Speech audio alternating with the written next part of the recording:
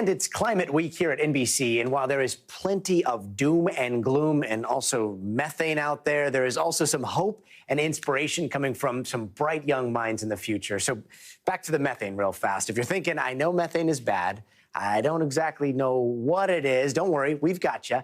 Methane, or CH4, is a greenhouse gas, and it accounts for about 20% of all global emissions. And compared to carbon dioxide, methane traps way more heat in the atmosphere, so it's not good at all. These are the ways methane was emitted in 2020, mostly natural gas, petroleum systems, and this pink chunk you can see down there, that's 15%. It's from landfills, and that's the same amount of gas from about 20 million cars if they were driven around for a year. And while the U.S. government right now has a few projects to try to turn landfill gas into renewable resources, one young girl is taking matters into her own hands, literally. Joining us now is high school senior and future climate scientist Lavanya Natarajan. She created a device to help reduce methane emissions. Okay, we want to hear everything about your device there. Yeah, so actually I have it with me right now. But basically, this is called as my FEM, or my Fugitive Emissions Monitor. And so basically, it has a bunch of sensors, and it's connected to an Arduino MKR1000. So this is a Wi-Fi microcontroller. So what it does is it takes all the data from these sensors, and it stores it in here. And what I can do is I can wirelessly transmit this data to a dashboard, and then you can look at that on your phone anywhere you want to in the world. And so I'll just explain to you what these sensors are. So this one is the methane sensor, and then the purple one is temperature, pressure, altitude, and humidity, and then this one is CO2 and TVOC. And you soldered all this? You put all of this together? I did, actually, yeah. You can see the back. I had to solder everything. This took me 4 hours to do, but it was a good learning experience. Only 4 hours to do, huh? Okay, all right, so you've got this sensor there. This is communicating, and wait, back up even more. How did you even come up with this? Yeah, so actually, I've been working with landfills in general probably since 4th grade. So first, I was I was looking at water quality under the landfill, and then my focus kind of gravitated to above the landfill. So I was looking at I was looking at greenhouse gases and of course methane, which is the most potent. And I actually took a couple of landfill tours at my local landfills, and I met some super great people there. Actually, I have some of my closest mentors, and they told me about quite a bit of the problems that are occurring there. And then I finally realized that most of these problems, the most efficient way to be able to solve them is through technology, and mainly actually intelligent data and innovative solutions. So overall, yeah, that's how I got my idea.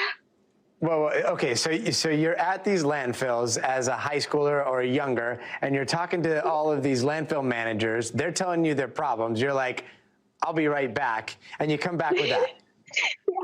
Yeah, basically. Wow. Okay, so once they have that data, what can they do with it?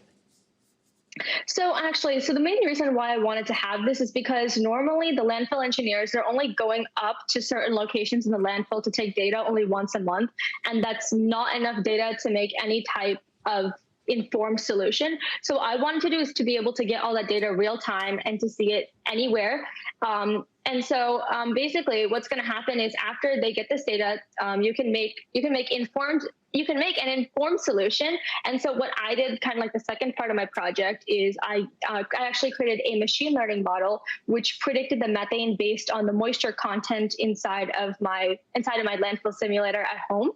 And also using that information, I created also another a little pump. And so what happens is in the landfill, that pump will be in certain areas, and it will actually extract the methane and then take that to a landfill gas tank. And so once all that methane is in the tank, you can actually harvest it again and then use it for power. So in my county, they're actually using it to power the homes in the area. Wait a minute, hold on. So you went from building a sensor to seeing the even bigger problem to realizing that you needed to build a pump to be able to capture a lot of this stuff more efficiently than what was already there. And then you just redid that too? Yeah, basically. I mean, so like actually what happens is in landfills, like they do have, or some landfills only have like a proper landfill gas extraction system. Quite a bit of landfills don't. But actually another problem is that sometimes if you leave on the extraction system for too long, it can cause fires inside of the landfill, and you don't know that until like 3 weeks later. And then it creates like a lot of damage. So in order to prevent that, I created a pump that can also be controlled remotely. So you can also control what's happening in the landfill anytime you want to. Yeah. Now, I can already see your wheels turning, but what's the next step in scaling up here? I mean, yeah, actually, I've already done it. But basically, I wanted to have like a more like visual way of seeing the methane emissions. So what I did is I used an IR camera to be able to find like different methane hotspots in the landfill area, and then do more machine learning to be able to look at like exactly where the methane is being released in the landfill. And then also another way I did that is I put that sensor on top of a drone. So the drone kind of goes around the landfill, because like average landfills are about like 1,000 acres.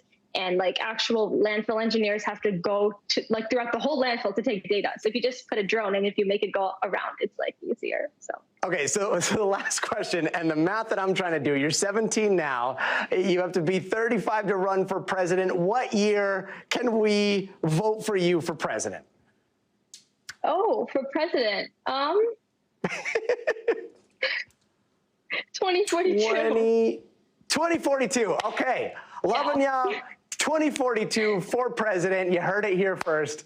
Thank you so much. I cannot wait to see what you do next. Great. Thank you so much. Future is looking bright. That does it for us tonight. I'm Gadi Schwartz. We'll see you tomorrow, but until then, stay tuned now.